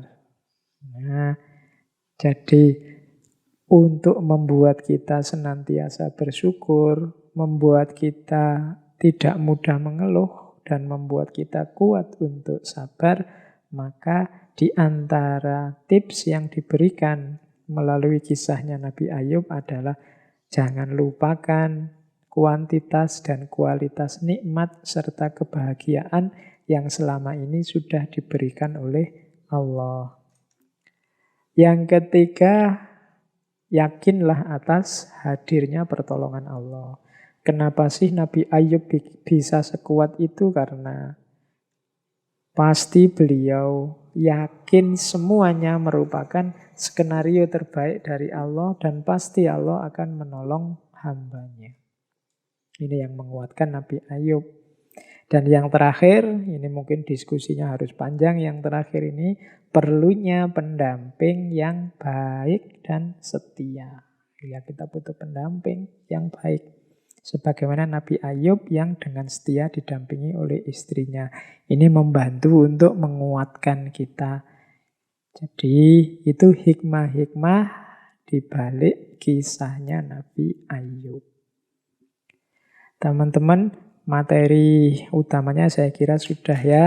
Ada waktu sedikit, saya membawa beberapa quotes.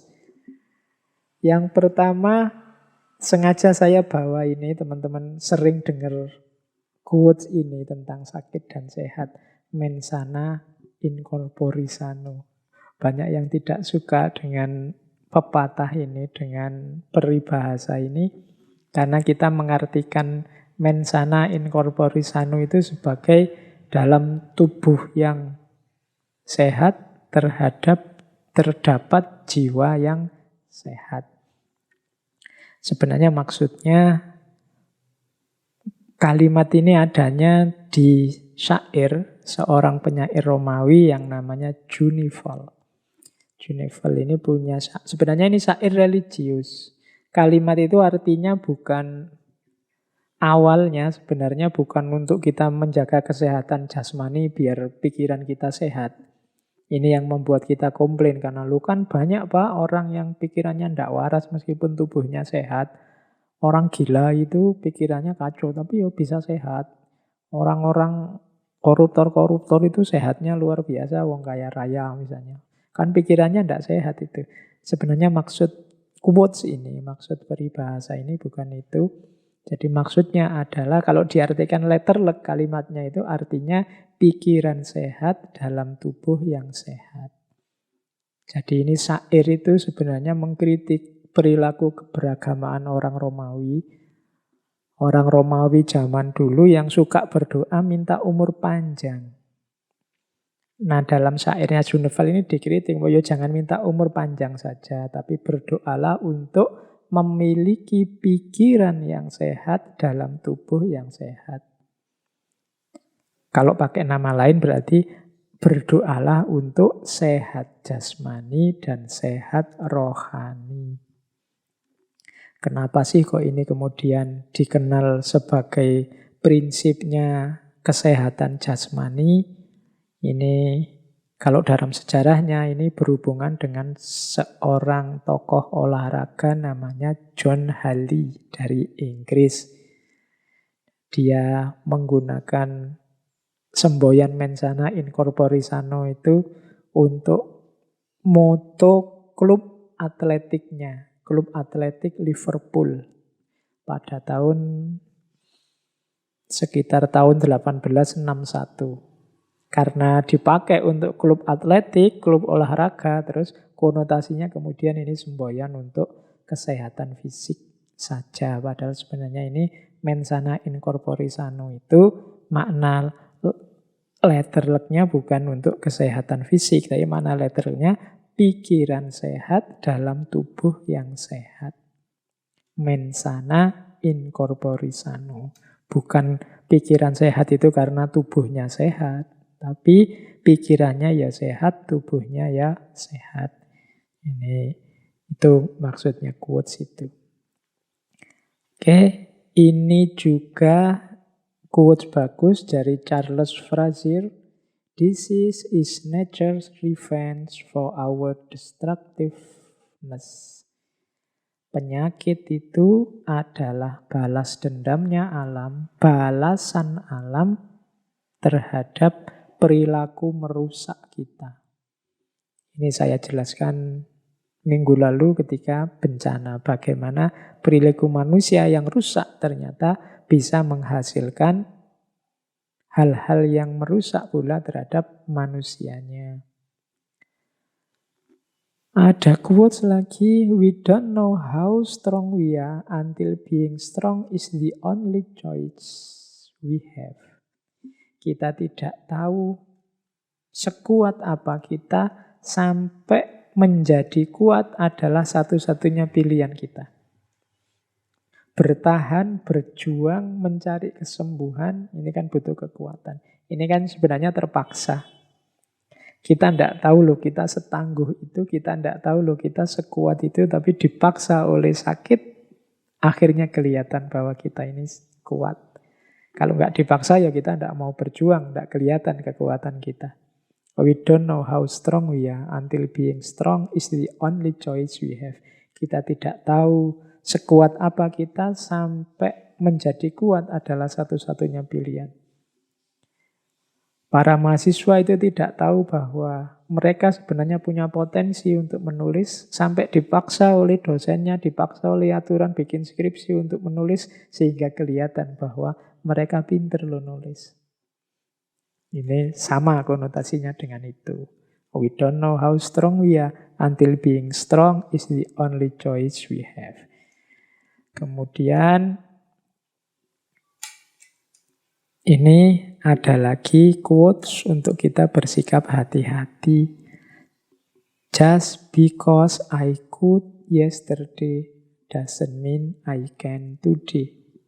But just because I can today doesn't mean I won't be able tomorrow.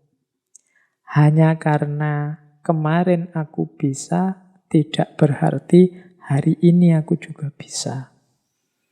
Tapi hanya karena hari ini aku tidak bisa, tidak berarti besok aku tidak bisa juga.